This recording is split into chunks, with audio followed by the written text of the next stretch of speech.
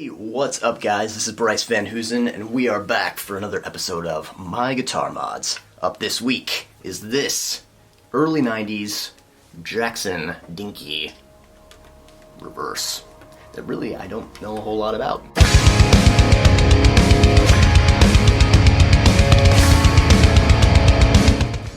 Alright, so first up, I just wanted to say that my band, Silver Talon, is hitting the road with Savage Master, who just released an awesome new album called Myth, Magic, and Steel. We're hitting the road, doing a little tour with them, starting on Halloween, 10/31, kicking it off in my hometown, Portland, Oregon. We're going down the West Coast, hitting the Bay Area, Los Angeles, San Diego, and then heading over to Texas, doing some dates there, El Paso, Austin, San Antonio, Houston. Then going further east and going to Louisiana and playing New Orleans. I think that's how you say it in the regional dialect. And then Atlanta on the 10th with Vital Remains and Savage Master. It's gonna be a good show. So if you're in one of those towns, come on out and come say hi. And if you're not, hopefully we'll make it over to where you are sometime next year. We also have new t-shirts out, and I also have some signature guitar picks. So, if we're not coming to where you are, hit us up on our website. That is silver-talon.com, and you can get yourself one of these cool shirts that are totally inspired by the Emperor design of similar magnitude, if you will. So up this week, this is a early 90s, I think circa 1992 or 93 or 94, sometime before 95, made in Japan, Jackson Dinky Reverse. I honestly had to do kind of a lot of research to even figure out what was the deal with this guitar. It is another one that, again, came into my wife's work. I love you, honey. She picked it up for me, and I just went and scoured the internet and couldn't find really anything about this particular guitar. It's got a couple unique features on it, such as a non-recessed Floyd Rose tremolo, humbucker, 2 single coils. The single coils have the additional cutout, if you can see that. That's something that's usually not super typical with some of the Japanese-made Charvels and Jacksons. Usually they'll just have this straight across line there. The placement of the electronics, which is actually awesome to use when you're playing live. But a lot of times you don't see them like this, which is weird because this is like the perfect kind of setup, if you ask me. But yeah, so 2, volume, tone, and then a 5-way switch there. This big, beefy, no cutaway here for the heel, but since the arm is kind of, or this lower horn is recessed quite a bit, you can kind of reach up here if you have longer spider fingers like I do. And then 24 frets, dot inlays, and a reverse headstock. So I couldn't really find anything online about this after a lot of searching. I knew it was made in Japan because I pulled off a lot of the hardware that was already on it, and there were made in Japan stickers on the hardware. I did find what looked like to be some catalog photos of a similar guitar, or at least the same kind of guitar model. And I found one that was for sale in Portland, Oregon, actually, ironically enough, on Reverb. Not the same guitar as this one, because this one had a couple dings in certain locations that have since been kind of fixed, and that one didn't have them, including, some stuff on the headstock that was definitely not repaired or anything like that. So to make matters worse, I had to get a new backplate custom made from Frets on the Net, which is an awesome company, and you should check them out if you need anything, any kind of weird custom plates or something like that made for any of your guitars. And I showed him the guitar, and he said, yeah, man, I don't know. I don't even know if that's actually a Jackson or if it's a counterfeit or what. Maybe it's a Vola guitar or something like that. And I thought, nah, I hope it's not. I mean, I see a couple other ones that look the same.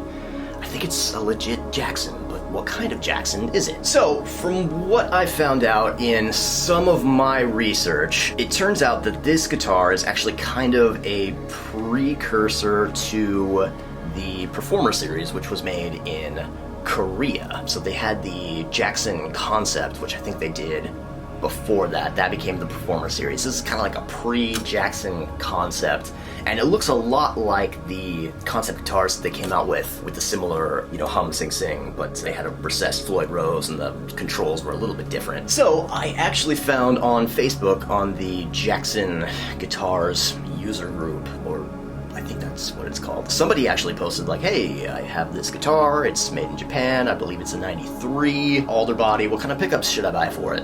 And I, lo and behold, it was the same guitar as this one, the only, you know, one of the only other ones that I've ever seen online. Then somebody else posted another picture and said, hey, I have that same guitar. And I think those two were in, one was in kind of like gunmetal gray and the other one was in black. So they started talking a little bit about where this guitar came from, and I guess from what they say, one of the guys, I believe, had bought his new, and he said that it was actually a 1993 musician's friend, special made in Japan Jackson that was exclusive to musician's friend in 1993. That kind of solves the mystery of this guitar. It's an official Jackson for sure, limited run, made in Japan, alder body, maple neck, rosewood fretboard, and reverse headstock. And this is a really cool guitar. I think it was probably a cheaper guitar at the time that it was made, so it was probably something like a kind of entry level or something like that. I mean, you know, most everything that Musician's Friend sells is fairly entry level, let's be honest about that.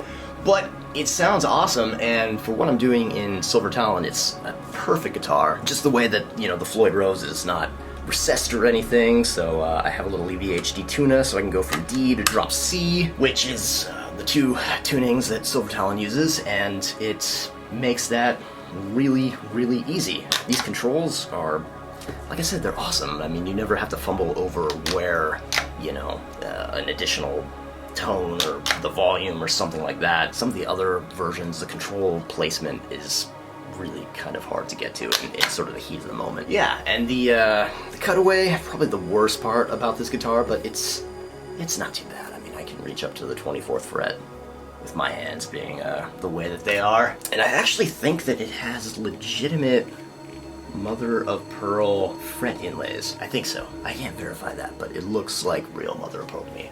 The neck itself is kind of beefy, which again, I like. So yeah, it has a nice thick tone, altered body. I mean, I don't know, it's a real kind of slam dunk as far as the design goes, except for this heel, which is kind of obnoxious. And if I ever took it in to be modified, I would try to see if somebody could do something with that heel. So that's what this guitar is. Going all the way back when I got this guitar, it was actually in really bad disrepair.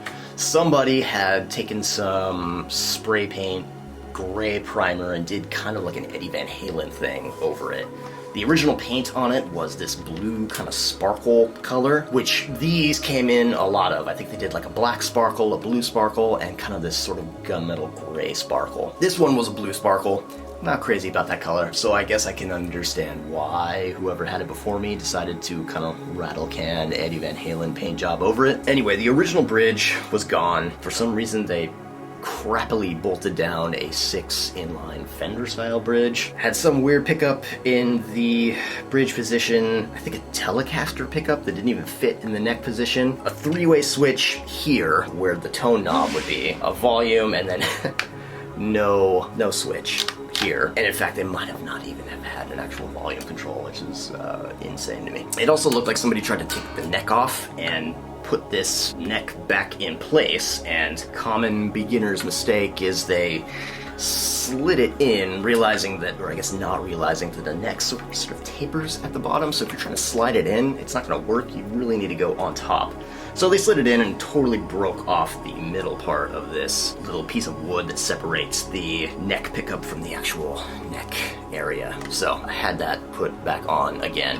So I got it, and I decided not super into this paint job. What can I do to make this awesome? Because I think I could make it awesome. Dinky Reverse guitar, you know, comes into my wife's old work, a thrift store. Of course I'm gonna want to get it. So she brought it home for me, and I spent a number of days going over this thing and getting all of the paint off using a heat gun. So the first layer of paint came off real easy, but underneath there was kind of this like seal or something that they use. It was like this big it was like this thick kind of pinkish looking sealant stuff. So I got that off also, and basically just got it down to plain wood. So it looked kind of cool because it was all burnt. I know some people were like, hey, you should have kept it that way, but I really wanted to have it painted in this kind of crackle color, which you can see, sort of. So I sent it to my buddy Mike over at Blackchapel Guitars, which is kind of a more extreme sort of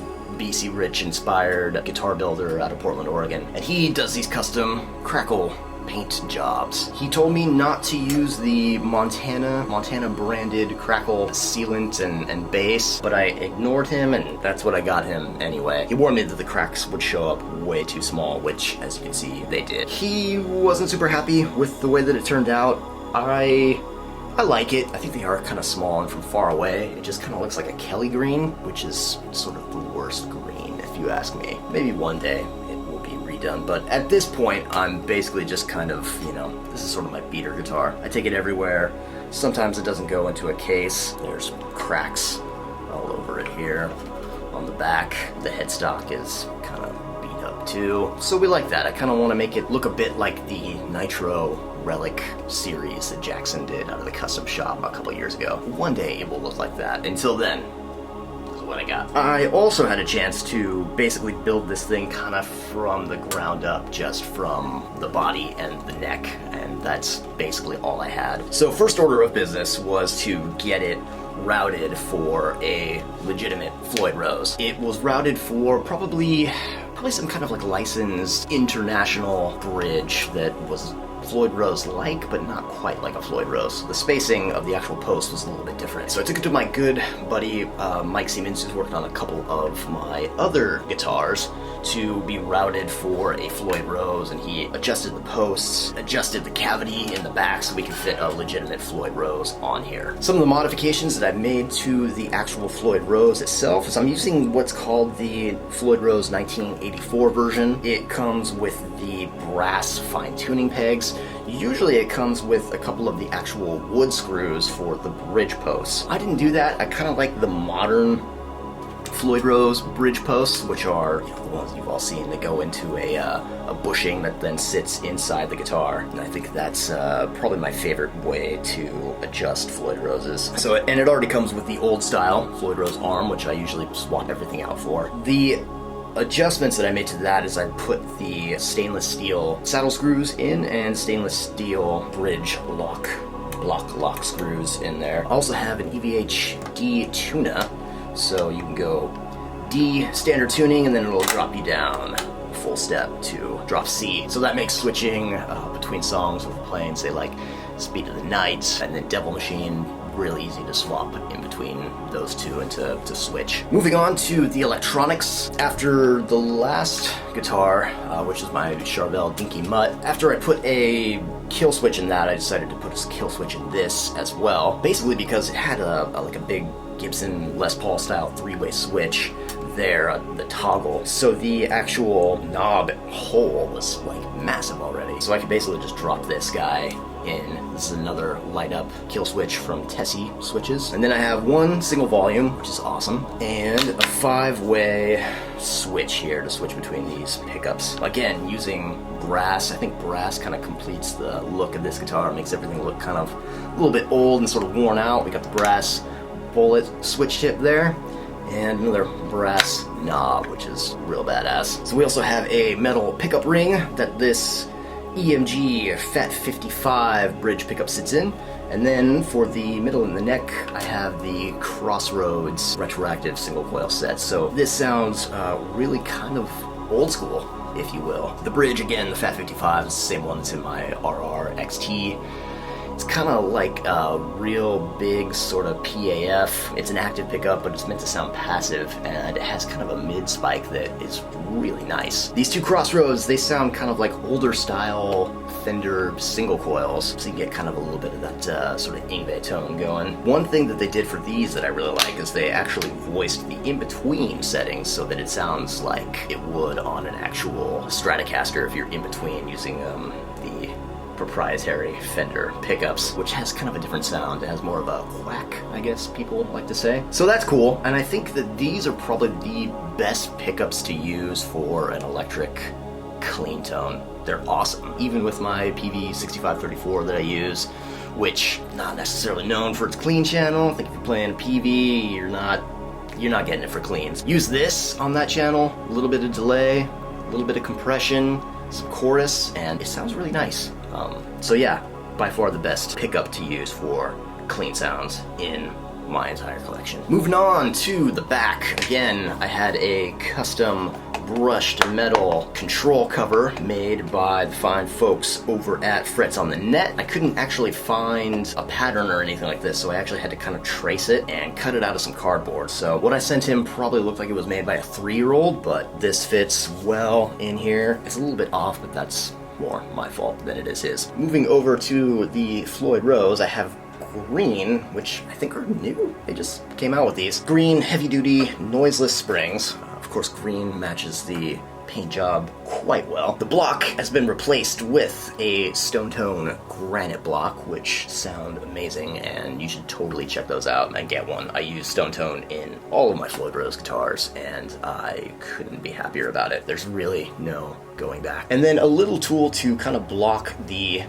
Floyd Rose from going up. So with this one, it's since it's non-recessed sitting on top, you could kind of go back a little bit. It would be enough just to kind of put the guitar out of tune if you were to change tunings from D down to C. So with this, it just keeps it kind of straight in place there, and so you can go down, but you can't go up. Normal claw and normal springs sound awesome. I also have a Ouija themed neck plate on this that I think I got from Guitar Heads. This was just way too fun to not do. And since I think the original one came with just a normal plain Jane Jackson flat, not even like the raised one like the USA or the old school Charvel ones, but just a flat kind of cheap looking Jackson one, I decided that this Ouija one is a little bit more my style and feels a little bit more custom. Alright, again, this neck, when I got it well worn in, it's super thick feeling, which you would think that I wouldn't like, but I don't know. I feel like the thick necks kind of actually sound better. I think Paul Gilbert might be onto something with that. And then I put the locking tuners again. These ones, they're the Godot ones. They barely fit into this headstock because this headstock is a little bit beefy. So I had to buy a regular set of Godos because you would have to buy, in order for them to fit kind of using the right screw holes on a reverse headstock, you have to buy them to fit a left-handed guitar. I couldn't find any, so I bought some that fit, normal standard right-handed guitar and just kind of flipped them over, so they're going the wrong way. That doesn't really make any kind of difference on the guitar, except for the fact that when I'm locking the string in place, it's not righty-tighty, lefty-loosey, it's lefty-tighty, righty-loosey, which can be kind of confusing. There you have it. This guitar. Probably not the most attractive guitar in my collection, but one of the most utilitarian ones for sure. This is the one that I could bring to a show and play the whole set with it and not have any issues. I use it for a backup a lot, basically because it can go, I have so much freedom with the tunings and the Floyd Rose as well, so I don't have to sacrifice that. And it sounds great, so I like to use it when I record a lot. For some reason, this Fat 55 with this particular guitar construction just sounds big, it sounds massive, and it sounds mean. Alright, thank you so much for watching. Again, come see us on tour if you're in one of those places that I mentioned earlier, kind of in the South, Atlanta, New Orleans, Texas, and California. So Talon, my band, will be there starting early November, so I hope to see you there. If you like this video, please press the thumbs up button and share it with your friends and have them subscribe. Well, I will see you next week.